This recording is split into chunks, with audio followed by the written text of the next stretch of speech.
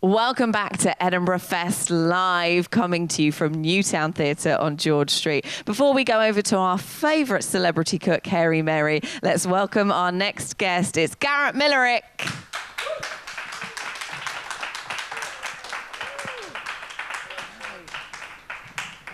Good morning, studio audience. How are we all? I'll level with you. I'll level with you. I'm a little bit. I only found out about 10 o'clock that I was going to be on television, and at 7 I was polishing off a litre of Jack Daniels with my dog. He wasn't drinking, he was just there. And we were watching 15-year-old episodes of Dragon's Den on YouTube, because I'm not what you would describe as a net contributor to society. So in the room got a Netflix account? Yeah, we're quite right. Anyone who's got one, bin it. You don't need it. All of the entertainment you will ever require for the rest of your life has been uploaded onto YouTube by Christ knows who in the form of decades-old episodes of reality television. And you can watch them like a god from the future looking back on the ants of the past. My favourite, Dragon's Den. Now, if you're not aware of the programme, basically, you've got 5 millionaires. They're sat in chairs. They've got money next to them, in case you're in any doubt. Then a poor person comes up in a lift, and they come out and they beg. They beg with everything they have left in their soul. They beg with everything just to be allowed out of the tar pit that is their existence. And either the dragons go, "Come onto our wonderful raft of money, no need to kill yourself just yet," or they go, back in the lift, right? Those are the only two options. And to make it a little bit more degrading, they make them invent something. So we can sit at home and go, "What's the peasant made? What's he brought?" "That'll never work." "I hope he dies." Or like, "Yeah, I'd buy that." Right, those are the only two options. And the whole programme is predicated on the notion that millionaires can see into the future. Poor people are stupid. That's the whole deal. So if you watch old episodes of it, it'll make you feel warm inside. So this morning, me and the dog watching Series 2, Episode 5, Pitch 4. Dragons all there. Peasant comes up in lift, comes out. "Hello, dragons. I have invented an exercise bike which you plug into a computer, and the computer will tell you if you're good at being on an exercise bike. Please, could I be let out of the cage that my life has become?" And then expert millionaire Peter Jones, seeing into the future, goes, "Sorry, so in order for this to work, I need to plug an exercise bike into a computer." "Yeah. It's like a cable. I thought we could sell it in Argos. Please, mate, I've got kids. I just need some money. Please." And then expert millionaire Peter Jones, seeing into the future, goes, "Sorry. So in order for this to work, I'd have to pick up an exercise bike. I'd have to carry it into my home office, and I'd have to plug it into my desktop computer." "You don't know anything, Peter Jones! I'm watching you in the future on an iPad, naked, sitting on the toilet, drinking whiskey with a small dog. You might have money, but you bugger all idea what the future's like. He's a clever peasant. You should have let him on the raft." While I'm on the subject, Deborah Meaden, you don't get to speak to other human beings like that just because you sold your parents' caravan park. It's a very relaxing way to spend your time. I can thoroughly recommend it. If you get bored of watching Dragon's Den, watch property programs from just before the financial crash. I was watching one the other day. Grand Designs, this guy's wandering around a field, a little caption comes up, says May 2007. He goes, "Yeah, when we finish the barn, we're going to put in a boating lake." "No, you're not." "There's a storm coming, boy. As soon as Kevin McLeod's finished complimenting your Art Deco lampshades, the next people through the door is going to be the bailiffs. It'll be a pretty rough Christmas for you and the family in the new council flat." As I say, it's a very relaxing way to spend your time, which I can thoroughly recommend as a respite from the fringe. Thanks. Are we talk? Yeah. Garret Millerick. Yeah, take a seat. Oh, hello. Garret, how's the fringe been treating you, apart from the Jack Daniels and the dog? Absolutely dreadfully. The boiler's broken. I'm living next to drama bastards. Can I say that? No, but that's... Shall I say it we'll again? bleep it Shall I out. say it again? I love a bleep. Yeah, bleep it out. There's one of them called Milo. I know he's called Milo because his friends wake him up in the morning by standing next to his door going, Milo.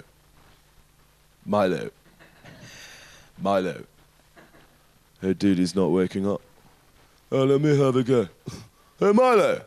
Milo. I'm like, Milo, if you don't go and wake up and play with your friends, I'm going to come out there and stage a site-specific piece of theatre where a fat, angry comedian drop-kicks a drama student into a stairwell. That's absolutely... I think it'd sell out. I think it would get the panel prize. Definitely.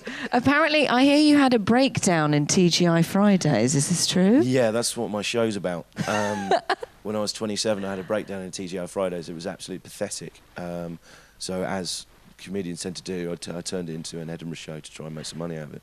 Great, great. What, any highlights of the breakdown that we could... No, not for, no. You've got to. It's going to be £9.50 if you come to the Pleasance Dome at 20 to 10. Then you'll get It's not a the free whole show. thing. I'm not just giving away. bits Sorry, of the show sorry. for How could free. I ask? How could I ask? Yeah. So where do your ideas come from for your comedy, apart from breakdowns? Where does your Lying in inspiration? bed listening to drama students scream at each other in stairwells and just hatred basically. Okay. Yeah. Sheer hatred. Strong. It's been nice. I wasn't in the room I'm in the 10 Dome at the Pleasance. It was very nice. A nice little trip down memory lane. In 2009, I was in the worst sketch show that's ever been in Edinburgh, and we were in that room. So it was nice to be back in the room. It was lovely. It was such a bad show. We got a 1-star review from the Metro that was so bad. The editor called us up the night before and said, yeah, you probably want to brace yourself for tomorrow morning. We really hated it. They hated it so much, they gave us half a page and a photograph. And they called you to give you a warning. It was that bad. Yeah, it was that bad. It was an awful show. The best performance of it, I mucked up a stage punch and accidentally punched my colleague in the face in front of an audience. And then, the thing fell apart soon after that. And our technician told us that the critique on the show, as people were walking out, ranged from 2 old ladies who were just baffled, and they were like, I was all right, but the ending was a bit weird. And then a couple walked out, and the girl said to the guy, apparently, that was so bad, I'm glad one of them got punched in the face. Wow. What an accolade. Well, this show, I hear, is going much better. Where can we go and see it? Yeah, there's no future material in it. I'm doing a show about failed dreams. I was hoping it wasn't going to go that well so I could get a sequel out of it. But Where's it on? It's on at the 10 Dome at Pleasance at 20 to 10 every night. For how long have we got left of this god-awful thing? A week or so. A week, OK. It's on for another week. Garret Millerick, everyone.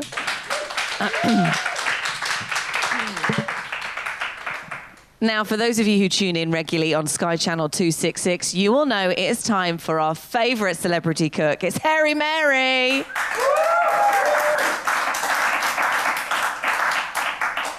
Hello, Samantha. Hello, what have you got for us today, Mary? Well, today, with the Brexit vote and all that, and money being a bit tight, I thought it'd be quite good if we showed the plebs how to create cheap party snacks. Sounds lovely. Let's go for it. Yes, let's go for it. All right, so I will need a volunteer. Someone from the audience to come and assist me with this. Yes. Now, I've tried this out already on my psychiatrist, who absolutely loved this. That's it. Just walk right across the shot, my dear. Perfect. Yes. I'm not media trained. Clearly. What's your name? Lynn. Lynn. And what do you do, Lynn? I'm in sales and marketing. Right, and do you like that? Yeah. Do you? Gosh, well, I suppose someone has to do it. Oh, what's this? To Hairy Mary, SBC Edinburgh Fest Live. All right, let's have a look. Viewers send me gifts, you know. This looks very interesting. What is it?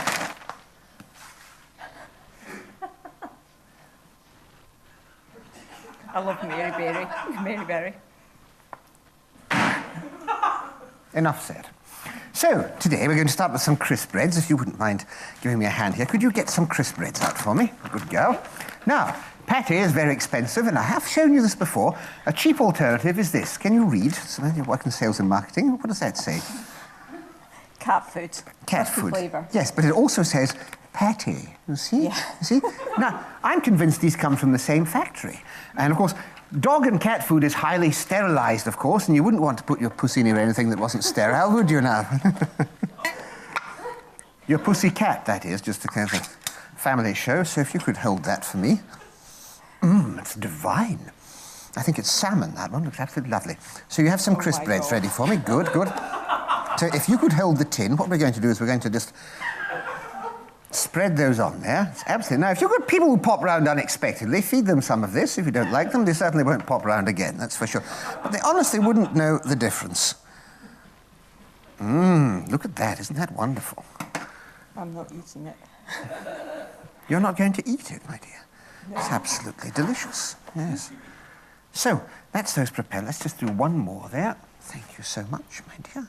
Wonderful. Let's pop one more in there. Now,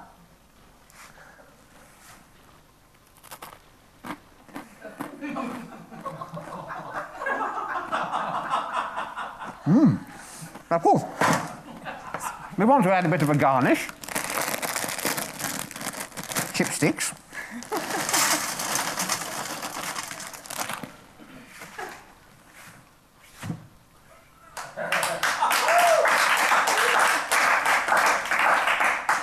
Right, you can piss off now. Okay.